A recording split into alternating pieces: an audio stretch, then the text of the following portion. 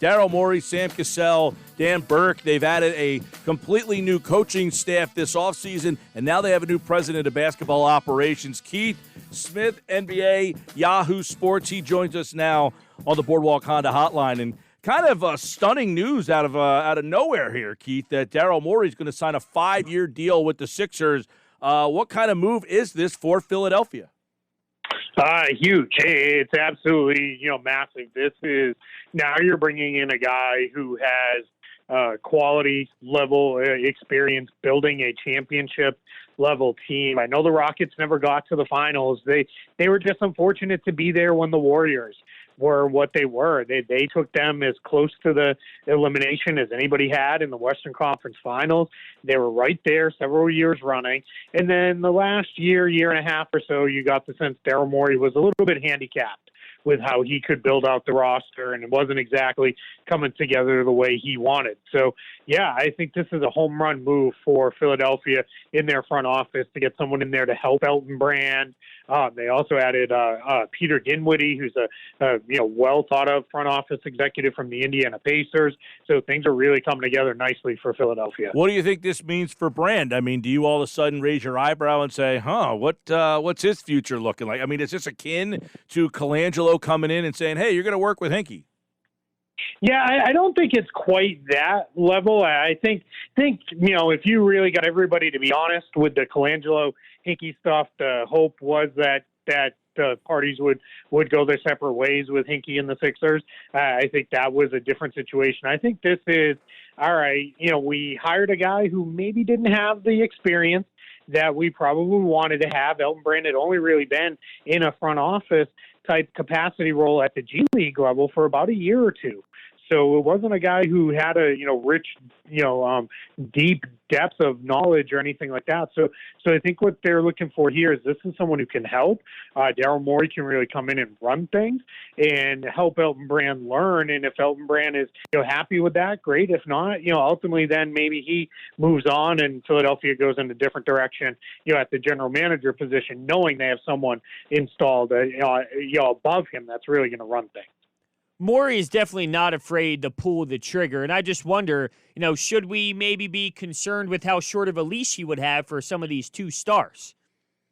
It's tough, right? I think, some of this is going to be driven by environment. This is such a weird time right now in the NBA. They're clearly not doing great financially.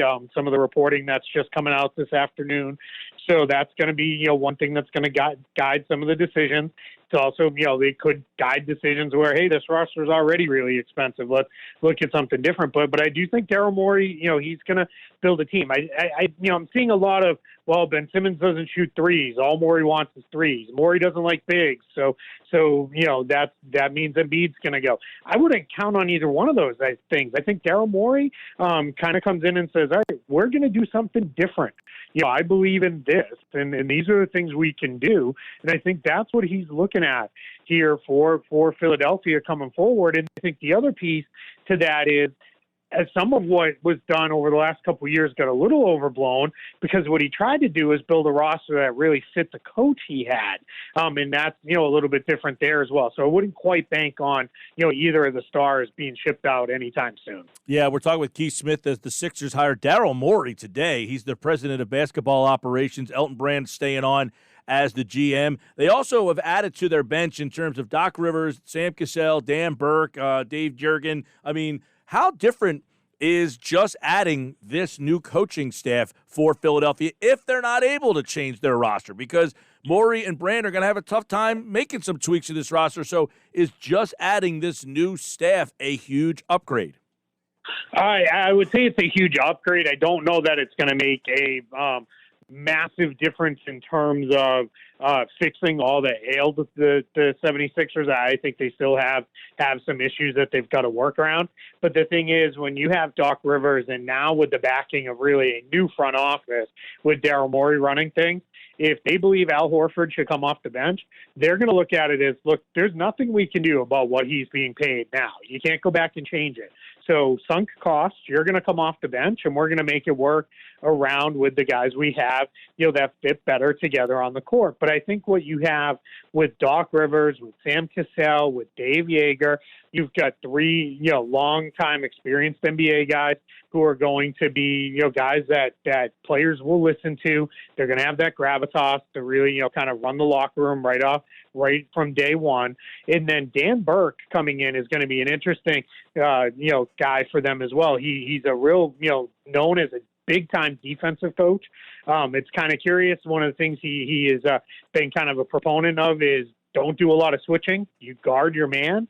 You own that. And then also the drop coverage, which we know Philadelphia did not really like all that much. So I think that, or, did not do well with, I guess is the best way to put that, especially in this year's playoffs. He's also a proponent of that. So I'm going to be curious to see how that works out. But this is a guy who, he builds defensive systems, and they've definitely got the pieces there to be a really good defensive team. All right, Keith, what is the 2020-2021 season going to look like in your what are you hearing? Where might these games take place? Are they going to be in arenas? And when might what is the all-season calendar looking like here? Yeah, so what we know today is the NBA draft will be November 18th. Everything else beyond that is just pure speculation to this point. It sounds like free agency will open sometime, either within the next couple of days of that or sometime by December 1st. It sounds like the NBA teams are now on the same page, that they prefer to get the season up and running shortly before Christmas, probably about 2-3 days before that. That's when you'll see, the Lakers in the tip-off game and get their rings and all those kind of things. And then you'll see, everybody else open up, and Christmas becomes the big showcase. Part of the reason for that is they're looking at it and saying, you know what? This season's going to be a mess anyway. Waiting till February, March, that's not feasible. We'll never get back on our calendar. It sounds like this is as much about protecting the 21-22 season and having it on its normal time frame. The NBA learned throughout the bubble, they do not want to be playing games in the summertime. It's just not a winning, thing for them. It's people, even in these pandemic times, don't stay home and watch games. So now the challenge comes in. Now the players are pushing back. They're not so keen on this idea of, let's get right back to work, especially teams like Miami, the Lakers, the Celtics, the Nuggets, the teams who went deep into the season. They're not big on, let's restart this thing only a month or two after, we just finished it up by the time you're going to training camp. There's also a sense around the league. A lot of people don't want free agency to start until after Thanksgiving because nobody wants their Thanksgiving holiday tied up with trying to make NBA deals. And that's as much as they own the Christmas, day, the NFL owns Thanksgiving Day. They don't want that to be really a thing. So it's going to be interesting to see who wins this tug of war. It sounds like that's what we're coming down to. If the players win, we're probably going to see the season start right around MLK Day. I think they know you can't really realistically push it back any further than that. And I think the players are really pushing for, hey, if it needs to be a shortened season, that's fine with us because it's not like we're losing out on revenue because we're probably not going to have fans in these arenas for most, if not the entirety of the NBA season. Are we looking at a bubble situation, playing in empty arenas, playing in front of limited capacities in your own arena? Yeah, so I think what you're going to see is definitely not a bubble, not like what happened at Disney. I think they realized that was a one-time thing to get a season completed. Everybody did a great job with that, but, that's not a feasible thing to play out an entire season. I think you're going to see far more emphasis on in interconference games where you're playing the teams within your conference more, maybe even more interdivision games where you're playing the teams in your division more often. Kind of the approach, with a light touch to what Major League Baseball did, where you're going to play, your kind of closer teams geographically as they try to control things, limit travel, and not, have these coronavirus outbreaks. On the flip side of that, I think as far as in arenas, I think you're going to see them in their home arenas. I think you're going to see the NBA, because the NBA is very sensitive to two things, safety and competitive balance. They are safety being top of mind. It doesn't matter if, City X says, yeah, fill up the arena, 20, 30,000 people, sounds good. as long as there is a citywide that says no, none, the NBA is going to lean probably towards the none. And from competitive balance, they don't want, a team like the Boston Celtics playing in a largely still limited and closed off capacity, Boston versus, here in Florida, like Orlando, where our governor is saying, fill it up. 20,000 people in the arena sounds good to me. The NBA doesn't want that because that's not going to be a fair and balanced effort. So I think you're going to see largely the arenas closed. Maybe they scale up to limited capacity as the season goes along. Then they're talking about, by the time the playoffs hit, maybe just the playoffs are played in some form of bubble where you can have fans in them, similar to what Major League Baseball did for the League Championship Series and the World Series. Maybe the NBA can figure out a way to make that happen versus, saying, hey, come spend, 4 months in a bubble to finish out the season.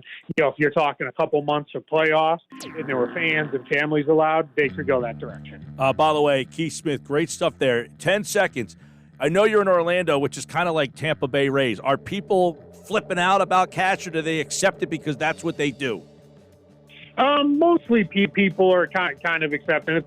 They're not going crazy here. They're no one's from here, so no one's really super nobody cares anyway, right?